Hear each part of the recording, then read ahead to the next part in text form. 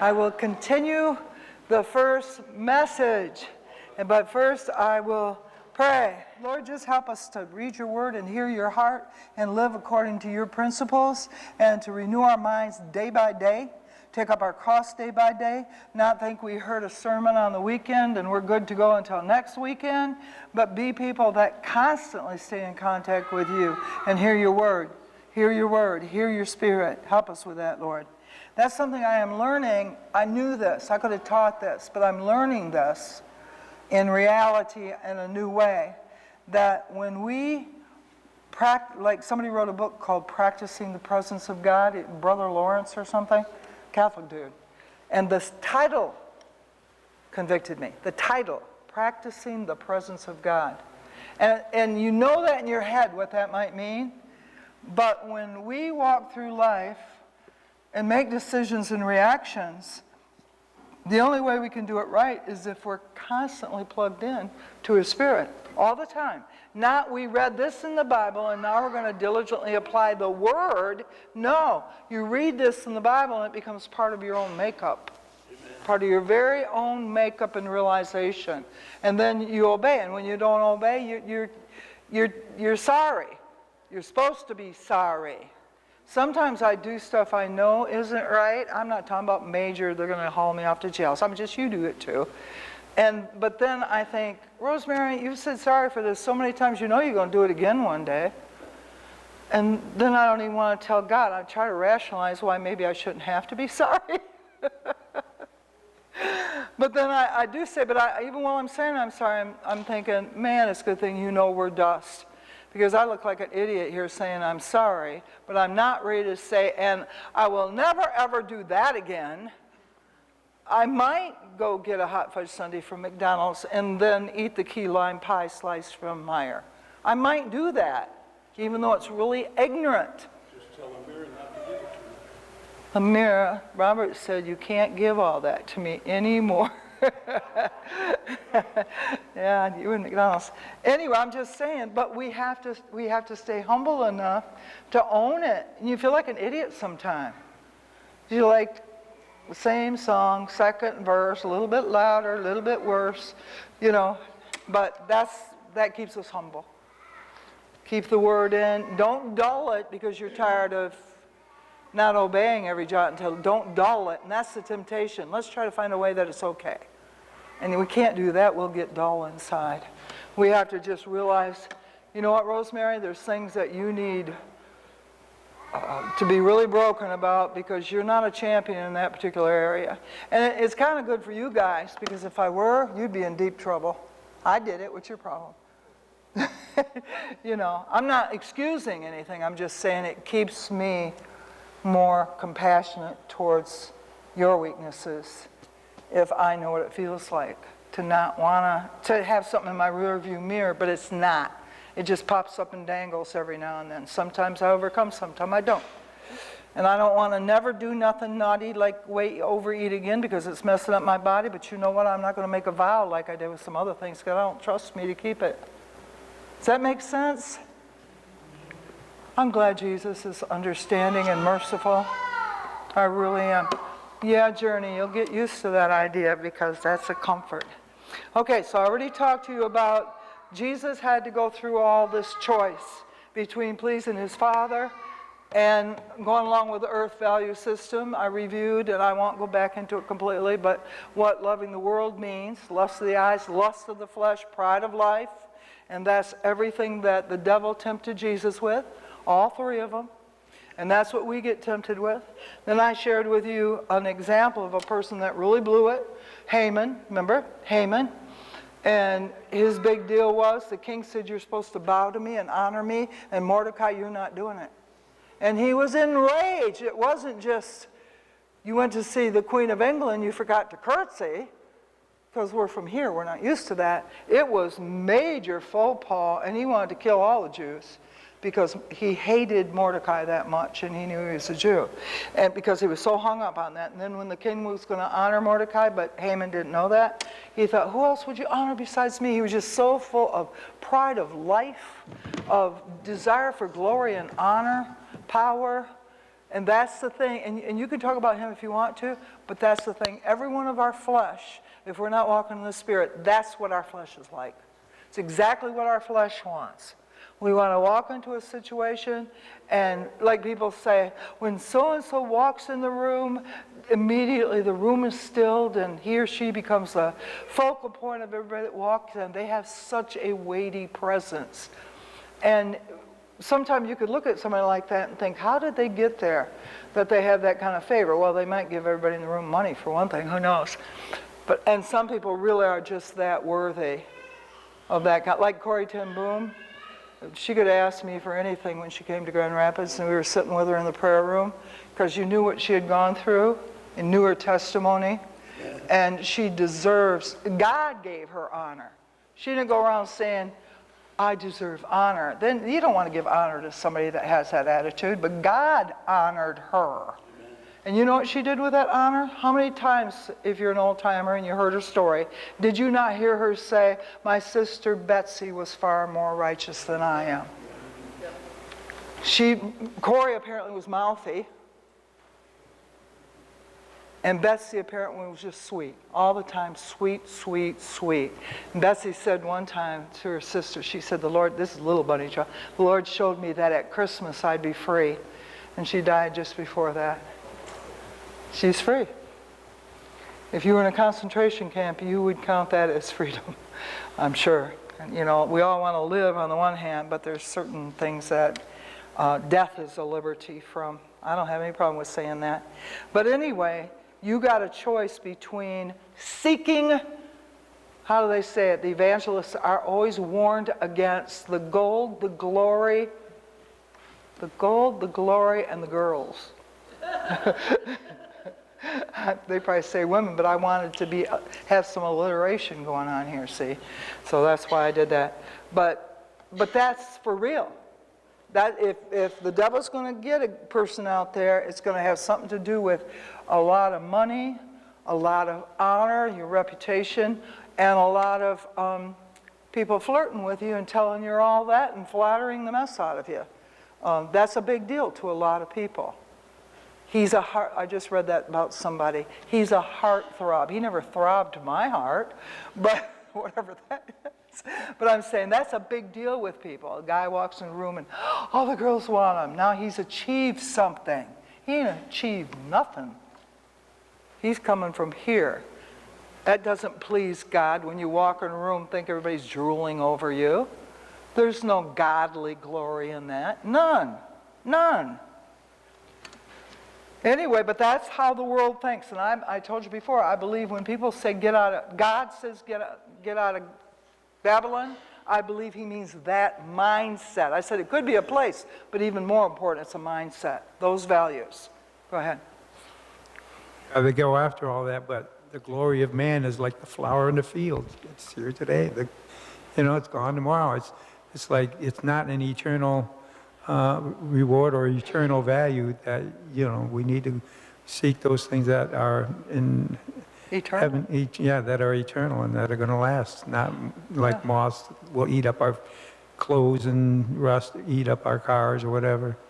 What profit a man gain the whole world and loses his soul? Now, we've heard that so many times, we probably forget to slow down and meditate on that. What if I gained the whole world? What if I'm Putin and I really do get all of the Soviet Union back underneath my wings, and then I reach for more until I pretty much conquered it? So, Jesus said about the guy that made a bigger barn, the fool, this night is your life required of you. Remember that guy? What am I going to do? I got all this, and I'll just make a bigger barn, and then I'll just be able to lay up and have ease. And the word is, thou fool, this night is your life required of you. Same thing with that rich man and Lazarus, the poor guy. And I happen to believe that's a true illustration, that this really happened to Jesus. That he actually was conversing with Abraham, the rich man, and Lazarus was in Abraham's bosom. I believe that was not a parable, but a reality. I don't see reason to believe any different. And he's saying, he told the rich man, what was interesting is Abraham said son to him. I thought, well, that's interesting. You're going to claim me as part of the family, but here I am down in hell. Well, you could have been a part of the family. But he said, while you were alive, you enjoyed everything. Remember, Lazarus just wanted the crumbs from the guy's table. He wouldn't give him anything. That's why I wish downtown we could set up a little office and vet people that need something. I mean, truly vet people. And then say to somebody, you know what? I've got about 2 hours of filing work. You do that, we'll pay for your hotel tonight. I don't like to give people stuff for nothing. I don't think it's healthy. If they're able to do work. That's Bible. If you don't work, you don't eat. If you're able to do something and you need, and I've got something you can do for some money in exchange for something you need for the night, I don't see where people get the idea they're supposed to go, here, you got it, I want it. Oh, we got to talk. How'd you get here and how can we get you out of here? That was my job with social services. Oh, you can't come to Job Club, but you want your wife and your kids? ADC unemployment was the section I was doing. You want your wife and kids to be supported? But you can't even look for a job during the day with Job Club? Oh, I don't think so. No, and they were paying me to sort through. They were paying me to cut people off if they wouldn't comply.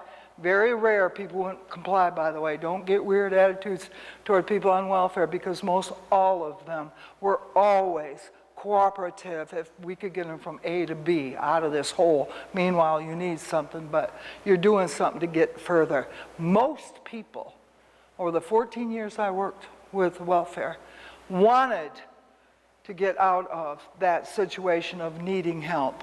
Most people. Every now and then, you got a player. Every now and then, somebody that would, be in fraud. But that wasn't the norm at all. And I'm glad I can tell you that from firsthand experience so that you never believe it when somebody else tells you something different. There's a lot of bad eggs in the world, but at least in Kent County, I didn't find a bunch of them. Anyway, this is what Jesus said about people that wanted to put on a face to get esteem and what he thought of them. One of the things that Robert and I have encountered over the years of pastoring is some of the worst problems you can get in the church is people that want to be considered to be something and want us to uphold their illusion. I'm talking about over the last 45, soon to be 45 years. They come in, I think of a guy right now that came early on in the house, and he had the air of a pastor. He was a kid. He was the same age of everybody else in the room. 17, 18, whatever. He had the air of a pastor. And when he'd pray for the sisters, he actually had spent a year in priest school. And when he'd pray for the sisters, there'd be this action. And some of the sisters were like, because he was cute, and he could sing. I mean, the dude could sing. I mean, he could really sing. You know what I'm talking about, I would assume by now. Unless he was in the first batch. No, he was in the second batch, I think. We had batches of people. The whole first batch booked. Except maybe Susie came through that. But anyway, he had all this air, but you know what? What he projected wasn't there. What you would think to be somebody you could put in charge for a night while you're doing whatever you have to do, he did not have.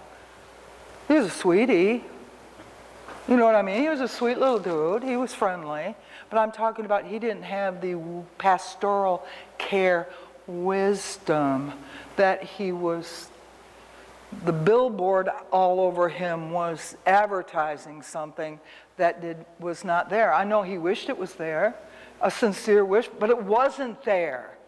And I said to Robert, one of the worst problems we're ever going to have, and it came true in a few occasions, is somebody thinks they're this, but it's not true.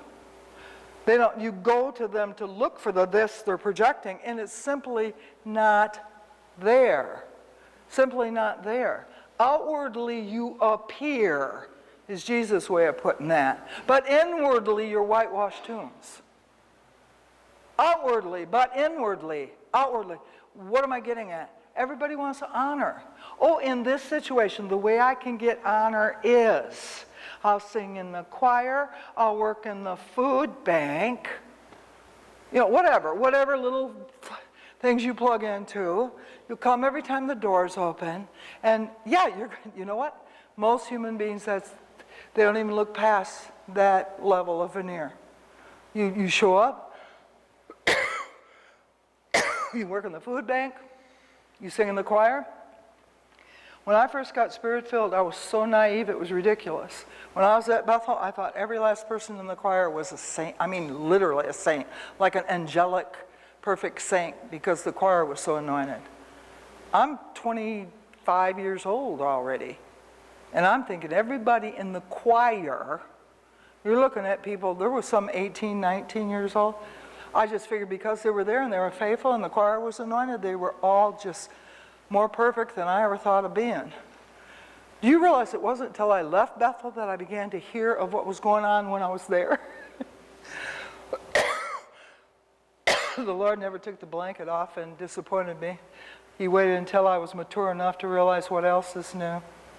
We all go through stuff, but I did. I honestly thought that. Okay, if you're in the flesh, you're going to have all these problems, and I can't write very well either. Lust of the flesh. If you're in the flesh, you're going to have all this stuff. And the same thing you're going to have in the flesh is you want honor. You can add almost synonymous respect, recognition, have a place, a position. I'm talking about in a church or a synagogue or whatever they were in. You can have a whole bunch of stuff, but be filled with this stuff at the same time. True? Said you're whitewashed tombs, you look good. You look good. You're in the choir, you work with the food, you look good. Mom, I want to go out with him. Is he a Christian? He's in the choir and he works with a food bank. They're full of dead people's bones. A lot of people, when they say a church is nosy, you know what that means? They got busted for something or other. Somebody found out something, maybe got concerned and mentioned it to the pastor. We got to pray about this because they can't keep going like that. Whatever. And now everybody's nosy, and the Bible is full of exhort one another. And if somebody's caught in a sin, pull them back in a spirit of meekness. See if you can restore them. The person that's naughty, when you do that, they're not happy with you. Well, you better not confide in anybody righteous because they're going to care enough to want to do something about it if you keep it up. You understand what I just said? If you want to tell your sin to somebody, go find a fellow bad actor out there to tell. They don't care about your soul. The reason we do anything about something is because we actually care. We don't want your heart to get hard because you're in sin. Does that make sense? But if you're in sin, you're not going to believe a word I just said. You guys are just nosy, that's all. That's all you're going to be able to see because you're blind. For real, I'm serious. Sin will blind you. So when somebody's actually concerned about every lunch break at work, you're holding hands with Mary Sue and hugging and spend all your time alone together, but you've got a woman at home, if I get told of that, I'm going to deal with you. I'll say, is this true? Somebody said this. Is this true? Yeah. I said, well, at the very most, it has the appearance of evil, and it kind of sounds like there might be fire with this smoke. Let's talk about this. People are so nosy, go back to the person. Did you tell Rosemary that? That is irrelevant who told me. It's irrelevant. What's that?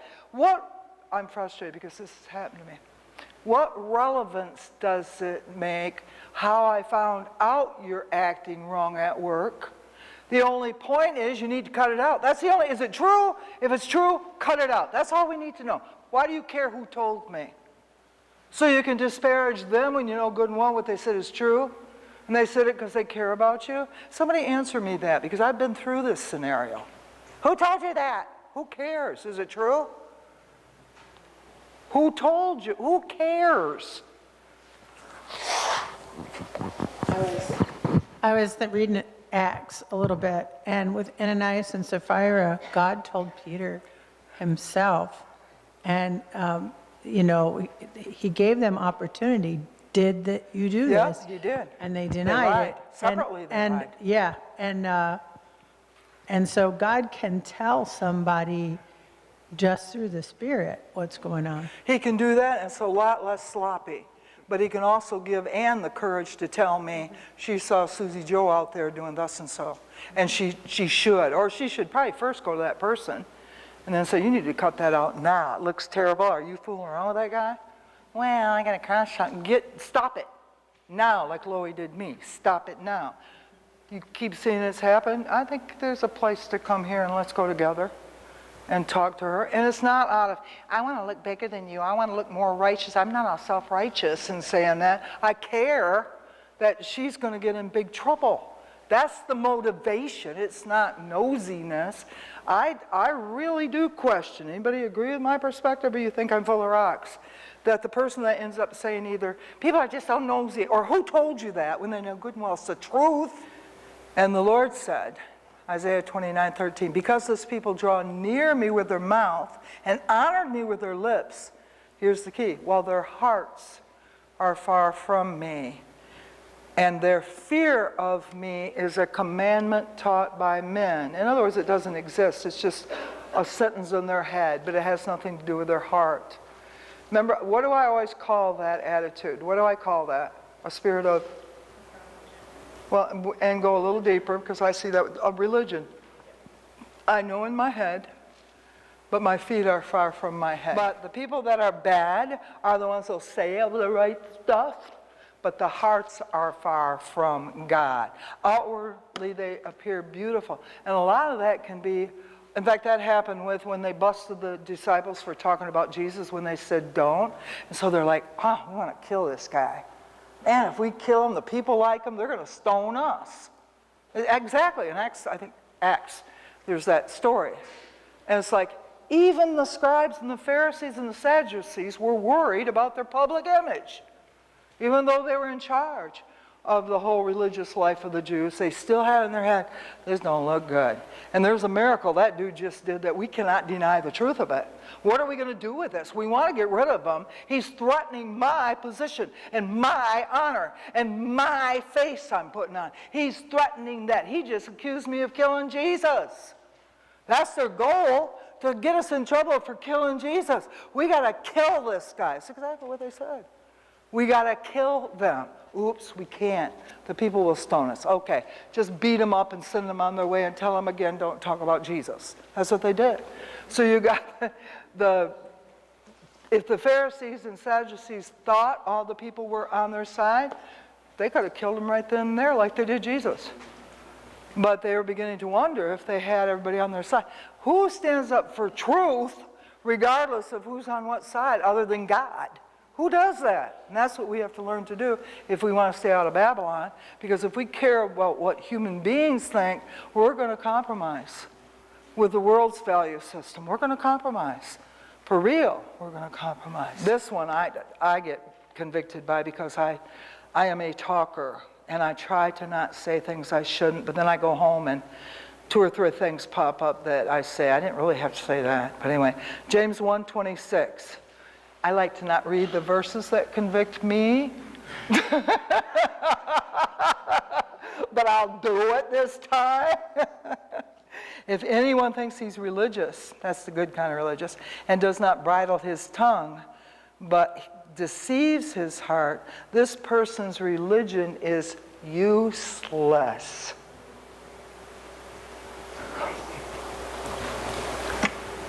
Feet got to match, tongues got to match.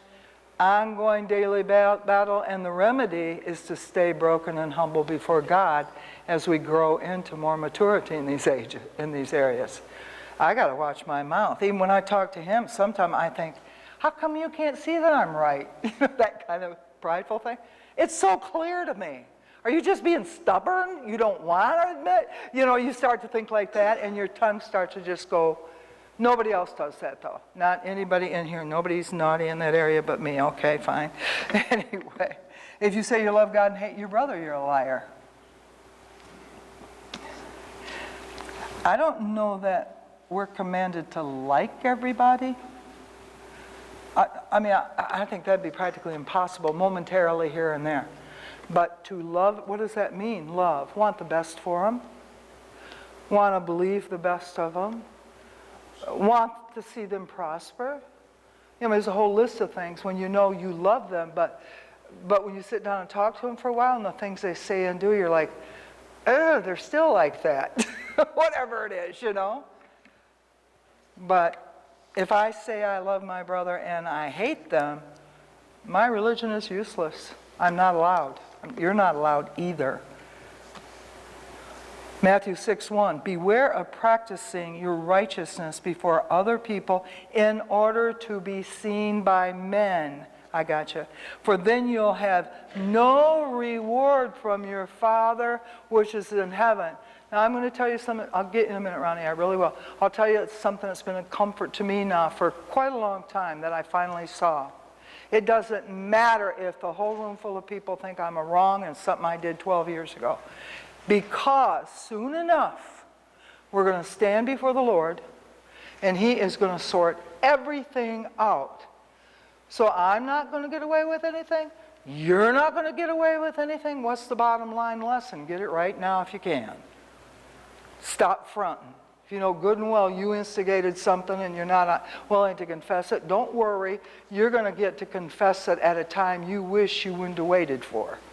I'm serious. God says vengeance is mine. I think sometimes He does stuff right away, and other times the vengeance is going to come at the very end when He exposes your sins to everybody. I'm scared. That, to me, that's a reason to fear God. Right there, and do it right the first time. Go ahead. It's real, people. This is going to happen. I think of when Peter, first Peter said Jesus was the Christ, the Son of the living God, and Jesus, said the Holy Spirit revealed that to you. But then later he said, that, you can't die. You're not going to.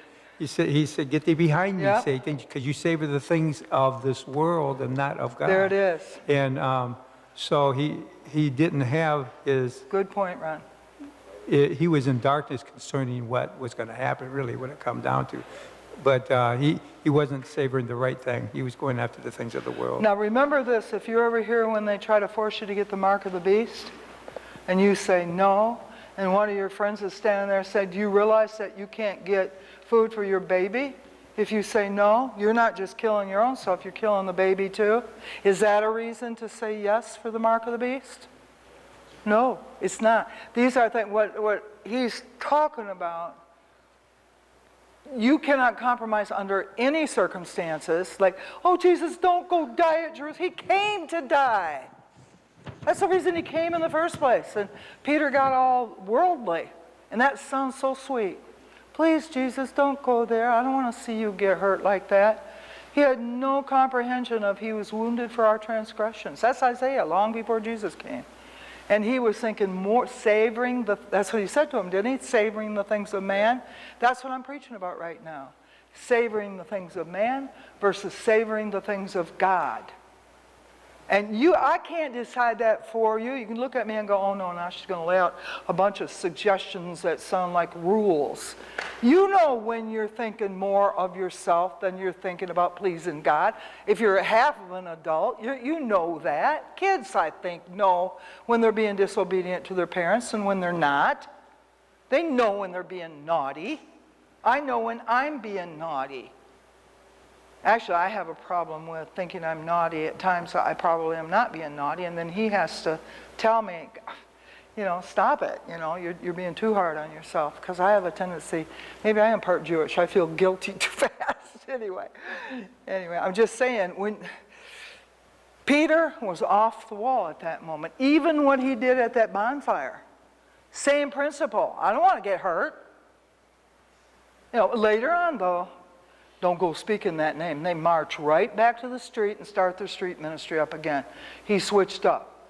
After the baptism, he switched up. But he still was a coward when he was in situations, Peter, where before he'd be all friendly with the Gentiles until a bunch of Jews were around, and he was acting like he didn't know the Gentiles. And then Peter said, I withstood him to his face because he was wrong.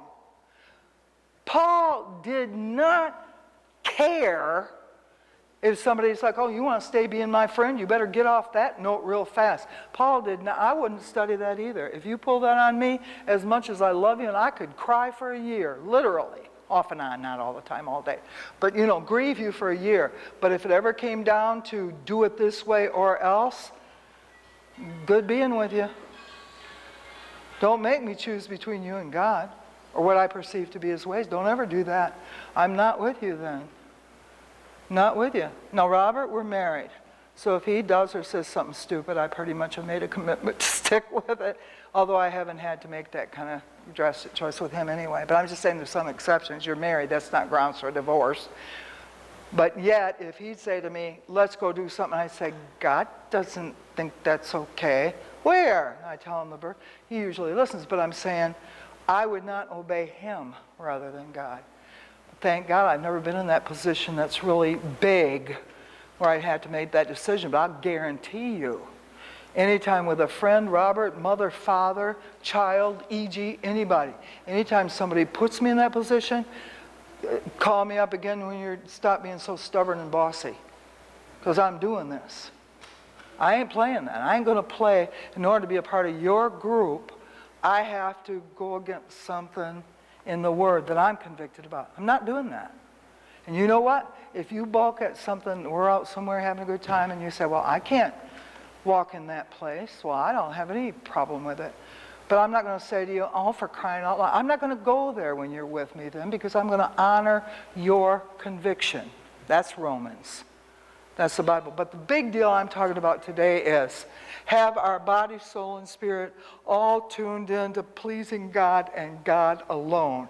And that we don't have on the other side of our brain. But I want to make sure that when my old friends from high school come see me in Grand Rapids, I got a boat, I got a house, I got a pool in the backyard, I have a trophy wife. I got rid of the other one. She got too old. Of course, you're 10 years older, but that doesn't matter. You want a trophy wife. Anyway, I'm saying you got all the trappings the world wants, and then you want to show it off. But you also want to be seen as a godly man at your church house. No. God sees through that. And that's what we're talking about, learning how to please God, even though that makes you out of sorts with somebody you love. Him and E.G. I love with all my heart. But if Jesus came along with a sword, I'd land on Jesus' side. Hope they jump that same cut. That last part you said about how Jesus coming with the sword, separating between, say, you and your son, your dear loved one, who is choosing something different.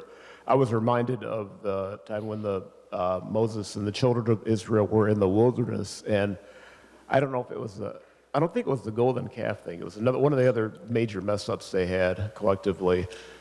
Moses said, who's on the Lord's side? Yeah. And they had to make a choice right then. Yep. Well, what they were going to do. And the ones that, he told the ones that declared their allegiance with the Lord, you kill those ones that did not make that choice. He said, you do, and they had to do it. And he said, God, if you want God's blessing, you take care of the ones that chose to follow after the idols. Yeah. That's The thing in pretty Deuteronomy 28 really gets me, because he goes through all this. If you love me, you're going to be blessed in the city, in the field, blah, blah, blah. And then the last part is, and I will delight to curse you if you're disobedient. And you go out in the street and say, do you think God ever would delight to curse somebody because they were disobedient? Without you telling them that passage, see how many people think God would ever say that? That's right.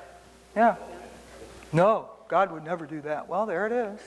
Lord, to me, Master, Savior, Prince of Peace, ruler of my life today, Jesus, Lord, to me, oh Jesus, Jesus, you're the Lord to me. You're my Master, Savior, Prince of Peace, oh, ruler of my life today, O Jesus, Lord, to me. Father, I thank you for your word. And Lord, where, just like I'm tempted sometime when I'm not there yet, and there's a verse that so clearly reminds me, it's tempting to just skip that verse and say, I'll get back to it when I think I can do it better. Lord, help all of us to dare face head on the verses that speak directly to where we're at and be willing to surrender ourselves in every area of our life to you, so that when you come back, and I know I keep quoting this song, but the one that says there'll be no big change in the day that Jesus will call my name, because we've consistently, steadily gone to you with a contrite, broken heart, so that you can blow upon us and bring us to a higher place. Help us, Lord, to be more concerned about what you think about us than anybody on this earth. Amen. And Lord, surround us with friends that love you so they understand that, and we can do it together. That makes it a lot easier. If you could, we can have that, we're grateful. In Jesus' name. God bless everybody here as they go about their business. Amen.